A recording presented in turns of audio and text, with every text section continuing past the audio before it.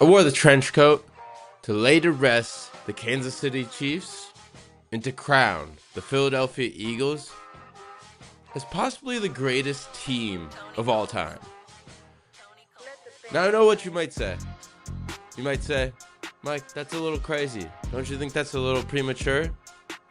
Don't you think you were just drinking 24 Miller Lights while on Broad Street and screaming that to every person in Philadelphia? All of that may be true, but we need to look at the facts here, okay? The Chiefs were going for a three-peat. We cannot forget that. We cannot forget that the Chiefs were about to three-peat. And here come the Eagles. Here come the Eagles, doubted, hated on, maybe forgotten about. And they didn't just beat the Chiefs, the two-time champions. They didn't just beat them. They belt to ass, whipped their ass. It was never close. It was 34-0 at some point.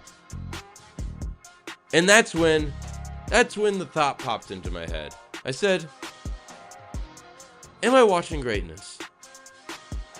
Am I watching the greatest team of my lifetime? And not only my lifetime, maybe of all time. Maybe of all time. Should let you sit on that one for a little bit. But I know people will be like, hey, how about this team? How about this team? How about this team? Well, I looked it up, okay? Okay, I did the research for you. No need to thank me, I did the research. Let's go over it. So just in case you didn't know, born in 1994, let's start from there and go forward. So the teams you're probably thinking are as good, if not better, than the Eagles of 2024. The teams you're probably thinking of are maybe the Ravens of 2000, who destroyed the Giants at the Super Bowl. Maybe the Bucks of 2002, who clobbered the Raiders. Maybe even the Seahawks of 2012. Russell Wilson's first Super Bowl, who destroyed Peyton Manning and the Broncos 43-8. Now we look at the stats. The Eagles this year, second in points against, seventh in points for. So balanced, so great.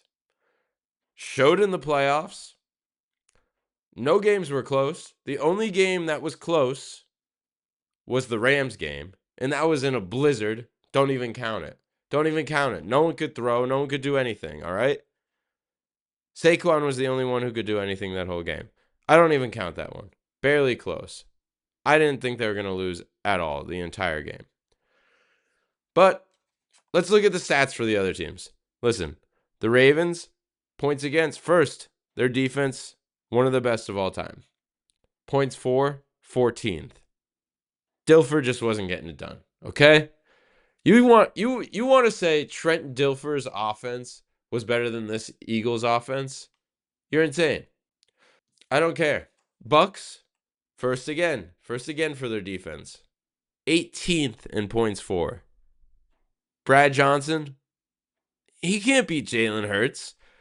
With their defenses pretty much even, maybe they get a little slight edge.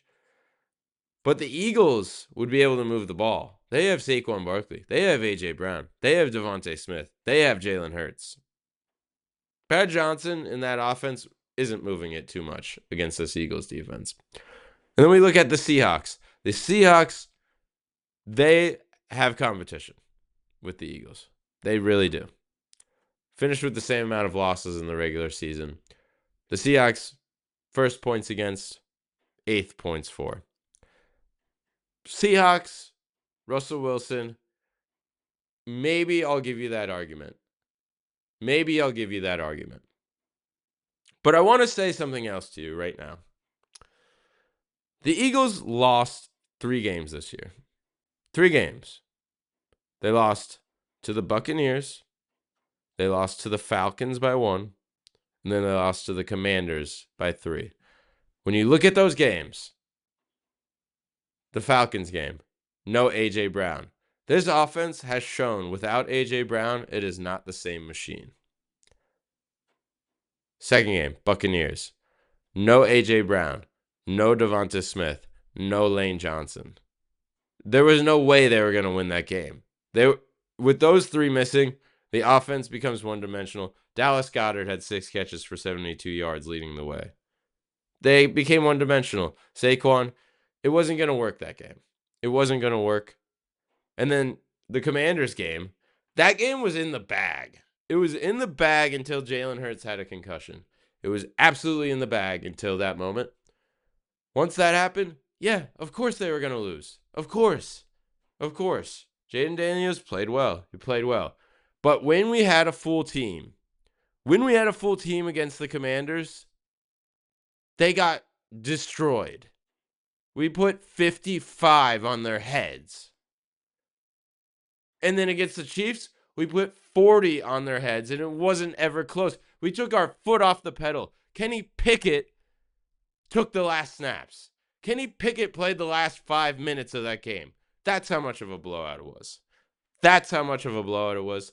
That's how good this Eagles team was. And listen. The Bears of 1985 are probably the best team of all time. But that's a different era of football. It's a different era of football. And in this modern era of football, this Eagles team is the greatest team of all time. I don't want to hear it anymore. Maybe the Seahawks. But other than that, no other team can come close. None of Brady's teams blew teams out, except for maybe that Bucs team. But that Bucs team wasn't that great during the regular season. Wasn't that great. This Eagles team, front to back, when fully healthy, could not be beat. When fully healthy, could not be beat. It's the best team of all time.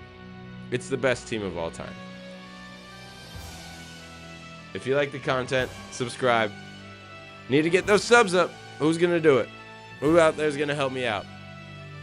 Thank you for watching. We'll see you next time. Rough in the Taking.